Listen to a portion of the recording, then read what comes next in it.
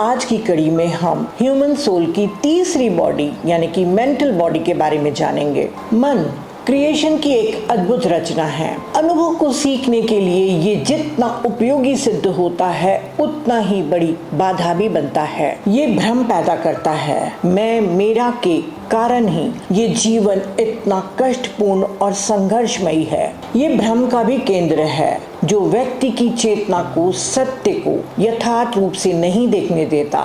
जो भी सत्य को जानना चाहता है उसे पहले अपने मन को ट्रेन करना होगा और इसके बाद इस मन से अतिक्रमण करना होगा, तभी अपनी दिव्यता को वो छू पाएगा। मेंटल प्लेन 7 सब प्लेन्स में बटा हुआ है। ऊपर के 3 खंड कॉजल बॉडी से जुड़े हैं जिसे हम हायर मेंटल बॉडी कहते हैं, और नीचे के 4 तल लोअर मेंटल बॉडी से जुड़े हुए हैं जिसे हम आज समझ रहे हैं। ये लोअर मेंटल बॉडी अस्थायी होती है, मृत्यु के बाद ये नष्ट हो जाती है और हर जन्म के समय ये एक नए रूप में बनती है। पर पुराने जीवन की सारे इम्प्रेशंस और सीड्स को यानी कि एक परमानेंट एटम्स को अपने में संजो कर ही नए मेंटल बॉडी का निर्माण करती है। यानी कि हमारा मन हमारे लोअर सेल्फ और हायर सेल्फ का मीटिंग पॉइंट है। इसीलिए इसके अतिक्रमण से हम अपने हायर सेल्फ से जुड़ जाते हैं। इसका क्लोज कनेक्शन एस्ट्रल बॉडी के साथ है। चेतना के ये दोनों वाहन अलग अलग हैं, पर ये एक दूसरे से बहुत ही घनिष्ठ संबंध रखते हैं और संयुक्त रूप से काम करते हैं। इसीलिए प्राचीन समय में थियोसॉफिकल सोसाइटी इसे कामा मानस के नाम से पुकारती थी और वेदांतिक में इसे मनोमय कोश कहा गया था। जीवन के कामों में इन दोनों का इतना संयुक्त रूप होता है कि उन दोनों में भेद करना बहुत मुश्किल है। जब भी सेंसेस के द्वारा कंपन हमारे पास आते हैं तो लोअर मेंटल बॉडी का ये काम है कि उसकी पिक्चर्स यानी कि उसकी स्मृति रख सके। उसके लिए ये विजुअल इमेजेस बनाता है, ऑडिटरी इमेजेस बनाता है, स्पर्श के, टेस्ट के, स्मेल के, सभी की यादों को वो इमेजेस के रूप में रखता है। ये मन का मौलिक कार्य है और इसे ही हम चित्त कहते हैं। और फिर से यदि कोई चीज हमारे सामने आती है तो मन हमें उसी इमेजेस के कोलाज के रूप में हमें याद दिला देता है कि हमें उसके साथ कौन सी फीलिंग जुड़ी हुई है। यदि मान लीजिए किसी व्यक्ति ने आपको अपमानित किया है और 6 साल के बाद वो आपके सामने फिर आता है। 6 साल में आपका और उसका कोई भी संपर्क नहीं था, पर 6 साल के बाद भी आपका ये चित्त आपको याद दिलाएगा कि इस व्यक्ति ने आपका अपमान किया था और आप उसके प्रति उपेक्षा का भाव रखेंगे। जीवन में बहुत सारी घटनाएं घटती हैं। हमारी हर सोच में हमारी फिजिकल और मेंटल बॉडीज के बीच में आदान प्रदान ब्रेन के द्वारा होता है और ये गतिविधि को हम EEG मशीन्स के द्वारा स्पष्ट रूप से देख सकते हैं। अल्फा, बीटा, गामा, डेल्टा ये ब्रेन वेव्स मन की गतिविधि को दिखाती है। मेंटल बॉडी के मुख्य कार्य इस प्रकार हैं। ये एस्ट्रल बॉडी के साथ मिलकर फिजिकल बॉडी के माध्यम से कॉन्क्रीट थॉट्स की अभिव्यक्ति करती है। रोजमर्रा या कॉन्क्रीट थॉट्स के लिए वाहन के रूप में सेवा का काम करती है। स्मृति और कल्पना शक्ति का विकास करती है। प्रत्येक जन्म में सीखे गए पाठों का आत्मसात करती है। अगर ये विकसित हो जाए तो मेंटल प्लेन पर चेतना के एक स्वतंत्र वाहन के रूप में भी ये कार्य कर सकती है। फिजिकल और एस्ट्रल बॉडी के बीच की कड़ी पिट्यूटरी ग्लैंड है और फिजिकल और मेंटल बॉडी के बीच की कड़ी पीनियल ग्लैंड है। इन दोनों ग्लैंड्स का विकास मेडिटेशन के द्वारा होता है। अगर ये सक्रिय हो जाएं तो हायर वर्ल्ड्स के ज्ञान को ला सकती हैं। कई लोगों को ये भ्रम होता है कि मन और मेंटल बॉडी एक ही है, जबकि ये दोनों ही अलग अलग चीजें हैं। हमारा मेंटल बॉडी सूक्ष्म पदार्थ से बना हुआ एक व्हीकल है और एक गैर संवेदनशील उपकरण मात्र है जो प्रकृति में निहित है। मन चेतना का एक मॉडिफिकेशन है जो लोअर प्लेन्स की लिमिटेशन के तहत काम करता है और अपने को एक्सप्रेस करने के लिए लोअर मेंटल बॉडी का उपयोग करता है। यह चेतन है, चेतना का तत्व है और पुरुष में निहित है। मृत्यु के बाद आत्मा कुछ समय तक मेंटल प्लेन में रहती है। क्योंकि मेंटल बॉडी का विकास नहीं हुआ है, इसीलिए वो लोअर प्लेन्स में ही समय बिताती है। अगर मेंटल बॉडी विकसित हो गई है तो देवाचन में वो रहकर रहकर स्वर्ग का आनंद लेता है। मन एक प्रिज्म की तरह है जो ज्ञानेंद्रियों के द्वारा लाई गई 5 अलग अलग संवेदना को एक किरण के रूप में जोड़ता है। यदि हम 5 कर्मेंद्रियों और 5 ज्ञानेंद्रियों को भी ध्यान में रखें तो हमारा मन 11वीं इंद्री बन जाता है। इसीलिए भगवद गीता में 10 इंद्रियों और 1 की बात की गई है। मन को 6वीं या 11वीं इंद्री के रूप में नहीं समझना चाहिए, क्योंकि जिस तरीके से फिजिकल बॉडी में हमारे सेंसेस के लिए अलग अलग अंग होते हैं, वैसे मेंटल बॉडी में नहीं होते। मेंटल बॉडी की बाहरी ऊपरी सतह पूरी की पूरी इस सेंसेस का काम करती है। इसीलिए एस्ट्रल बॉडी और मेंटल बॉडी बिना सेंस ऑर्गन्स के भी देख सकती है, सुन सकती है और स्मेल कर सकती है। जब भी कोई व्यक्ति विचार करता है तो 2 घटनाएं घटती हैं। पहला, विचार तरंगों के रूप में ब्रह्मांड में फैल जाता है और दूसरा, थॉट फॉर्म्स बनते हैं। तो याद रखिए, कोई भी चीज नष्ट नहीं होती, ये तरंगे हमेशा ब्रह्मांड में रहेंगी। तो इस प्रकार ब्रह्मांड में अलग अलग बहुत सारे विचार घूम रहे हैं। मेंटल बॉडी 4 अलग अलग प्रकार के मेंटल मैटर से मिलकर बनी है। तो जो मैटर का वाइब्रेशन उस विचार के अकॉर्डिंग होता है, वो व्यक्ति उस विचार को ग्रहण कर लेता है। इसीलिए हर थिंकर की ये सबसे बड़ी जिम्मेदारी है कि वो ब्रह्मांड में किस प्रकार के विचार को भेज रहा है। अशुद्ध या अपवित्र विचार भी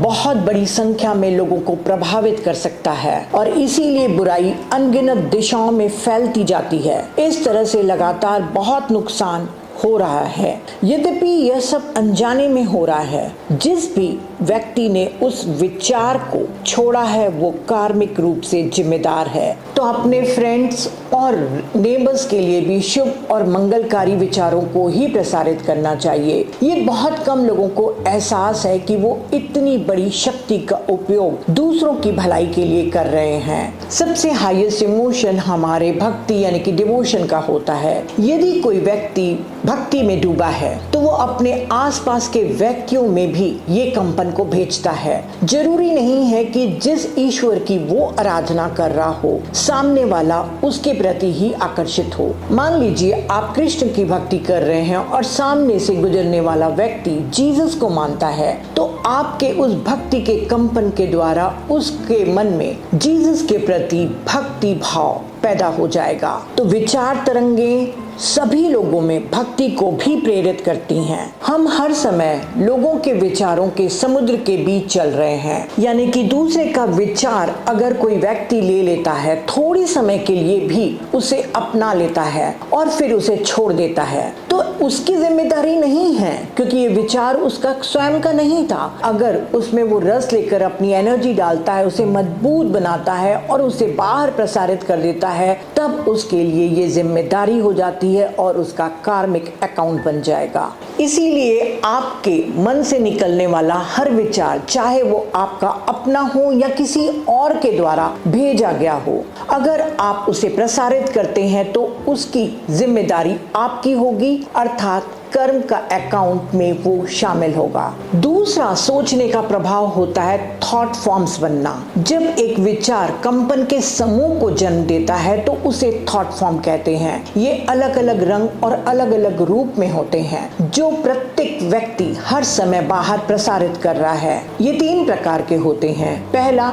जब थिंकर अपने बारे में कुछ सोचता है तो उस समय उसका थॉट फॉर्म बन जाता है और उसके आसपास ही मंडराते रहता है। तो उचित समय के बाद ये थॉट फॉर्म उस पर फिर से हमला कर सकता है। आपने स्वयं भी महसूस किया होगा, यदि आपने किसी को कॉल करने के लिए कहा है और आप उसे भूल गए हैं, तो थोड़ी दिन या कुछ समय के बाद आपको फिर से वो कॉल करना याद आएगा। ये इसलिए होता है क्योंकि हमारे थॉट फॉर्म हम पर ही अटैक करते हैं। दूसरा थॉट फॉर्म होता है जो थिंकर न अपने बारे में सोच रहा है न किसी और के बारे में सोच रहा है। वो कॉमनली कोई भी रैंडम थॉट लेता है। जैसे मान लीजिए कोई कंट्री के बारे में, पॉलिटिक्स के बारे में या वेदर के बारे में सोच रहा है, तब वो थॉट फॉर्म्स वहीं रह जाते हैं। तीसरे प्रकार का थॉट फॉर्म, जब थिंकर किसी विशेष वस्तु या व्यक्ति के बारे में सोचता है तो उसकी सोच के अनुसार ही ये थॉट फॉर्म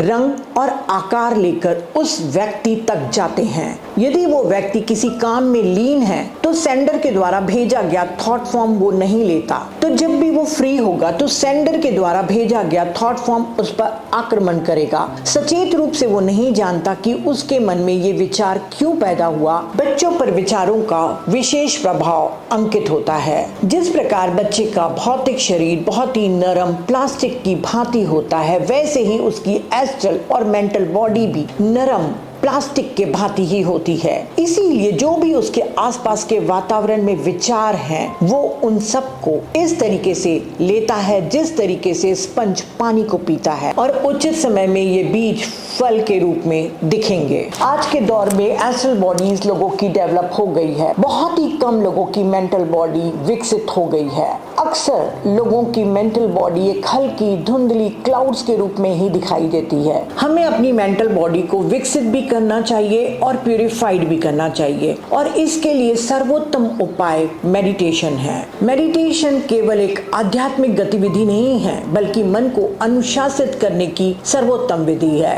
इसके द्वारा आपके मन में विचार कम होते चले जाएंगे और आपकी विवेक बुद्धि बढ़ जाएगी। इसी विवेक बुद्धि के द्वारा आप कामुकता, घृणा, प्रतिशोध, ईर्ष्या, घमंड के विचारों को अपने से दूर कर पाएंगे। मेडिटेशन के द्वारा आपकी वाइब्रेशन भी बढ़ जाती है, और हमारा मन एक मैग्नेट की तरीके से है। जो भी हमारी वाइब्रेशन होगी उसी के अकॉर्डिंग वाइब्रेशन के विचार ही हम अट्रैक्ट करते हैं। मन की शक्ति को बढ़ाने का और भी एक तरीका है माइंडफुलनेस, अर्थात जो भी आप काम करें उसमें मन और शरीर दोनों सम्मिलित हों। चाहे काम छोटा हो या बड़ा, कोई मायने नहीं रखता। जो भी आप काम कर रहे हो, पूरी एकाग्रचित होकर उस कार्य को जब आप करेंगे तो आपका मन दूसरे विचारों में नहीं भटकेगा और उस मन की शक्ति मजबूत होते चले जाएगी। कई लोगों को लगता है कि ज्यादा पढ़ने से उनकी मेंटल बॉडी विकसित हो जाएगी, तो ऐसा नहीं है। विचार करने से ही मेंटल बॉडी का निर्माण होता है। रीडिंग का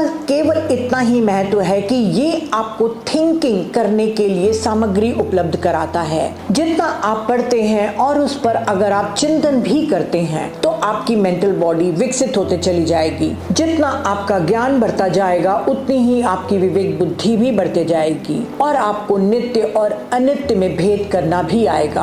आप संसार में तो रहेंगे, पर सांसारिक कार्यों में लिप्त न होकर अपने आध्यात्मिक विकास के लिए प्रयत्न करना शुरू कर देंगे। लोगों की भलाई के लिए मंगलकारी विचार ही करना चाहिए।